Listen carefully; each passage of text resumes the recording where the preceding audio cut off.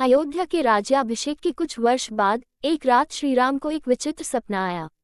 उन्होंने देखा हिमालय की गहराइयों में एक अग्निशिला जल रही है जो केवल सत्य पुरुष ही देख सकता है। सुबह उन्होंने ये स्वप्न लक्ष्मण और हनुमान से साझा किया। हनुमान ने कहा, प्रभु, यह कोई संकेत अवश्य है। देवताओं की कोई छिपी हुई लीला हो सकती है। तीनों उत्तरी दिशा की ओर चल पड़े। मार्ग में उन्हें एक प्राचीन ऋषि मिले जिन्होंने कहा, हे राम, यह अग्निशिला ब्रह्मा द्वारा बनाई गई थी।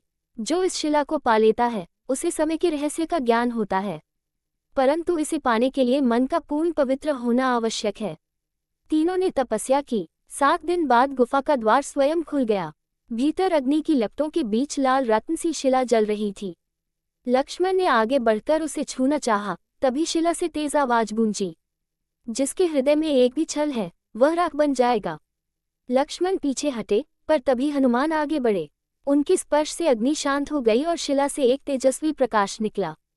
उस प्रकाश में एक रहस्य छिपा था। वहां रावण की नहीं, एक और असुर शक्ति की छवि थी जो युद्ध के समय रावण के पीछे से सब नियंत्रित कर रही थी। राम ने आंखें बंद की और बोले, सत्य सदा अधूरा नहीं होता, बस उसका दूसरा पक्ष हमसे छिपा रहता है। अग्निशिला धीरे धीरे राख में बदल गई, पर उसकी रोशनी राम के भीतर समा गई। हनुमान ने पूछा, प्रभु, अब ये रहस्य क्या होगा? राम मुस्कुराए, कभी कभी सत्य को छिपा रहना ही श्रेयस्कर होता है, क्योंकि हर युग का अपना समय आता है।